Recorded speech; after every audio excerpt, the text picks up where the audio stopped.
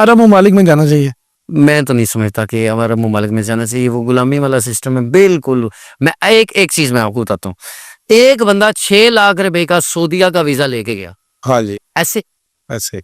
उसकी वहां पे ज्यादा से ज्यादा तनख्वाह लगी 90,000 या 1 लाख रुपया, लोग जो कि बड़े बड़े 1000 पैसे या कमा 1200 रियाल है। बड़े बड़े ज्यादा पैसे भी कमा रहे हैं। लेकिन आप उस बंदे का सोचिए ना जिसने 6 लाख रुपया मुश्किल से इकट्ठा करके लेबर का वीजा लिया है, ठीक है, ठीक है। अच्छा, 1.25 लाख रुपए कमा रहे हैं। हाँ, लाख रुपया कमा रहा है, 1.25 लाख पे जाता ही कोई नहीं। अच्छा, 1 लाख रुपया अगर वो कमा रहा है तो उसमें से उसने बड़ा हिसाब किताब लगा के 25,000 रुपया उसने अपने ऊपर खर्च करना है, तभी वहां पे रह सकता है, यहाँ खाना पीना नहीं है। क्या? अच्छा, लिविंग स्टैंडर्ड एक 8x8 का कमरा है, उस पे 7 तक बेड जुड़े हुए हैं, उसमें रह रहा है।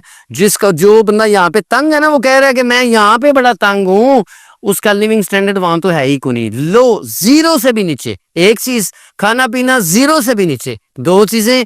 और अब वो 10 महीने पैसे कमाएगा तो वो पैसे लगा के गया वो तब जाके उसके पूरे होंगे।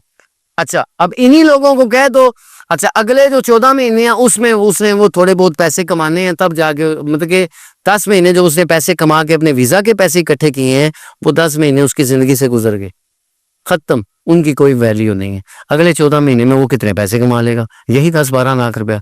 लेकिन अगर वो बंदा यहाँ पे उस 6 लाख रुपए से एक लोड रिक्शा खरीद ले, अपना को कारोबार कर ले, रोज 1000, 1200, 1500, 2000 की दिहाड़ी लगती है, और यहाँ अपने घर में रह के माँ बाप, बहन भाई, बीवी, बच्चों में रह के वो महीने का 60 से 70 हजार रुपया कमाता है। हम ये नहीं कमाते। अब हमारी मेंटालिटी ये है कि यहाँ पे मैं लोड रिक्शा लूंगा और मैं अगर 60-70 हजार रुपया कमाऊंगा तो लोग देखेंगे और मुझे बातें करेंगे। मैं वहां जाके चाहे चूड़ा बन जाऊं, मैं वहां जाऊंगा, वहां मुझे कोई देख तो नहीं रहा।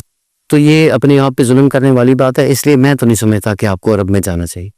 किसी भी मुल्क में, आगे ओमान है, कतर है, नहीं, किसी में नहीं, सब में आप गुलाम हैं। आप उनके कहे बगैर ना खा सकते हैं, ना पी सकते हैं, ना कोई काम कर सकते हैं।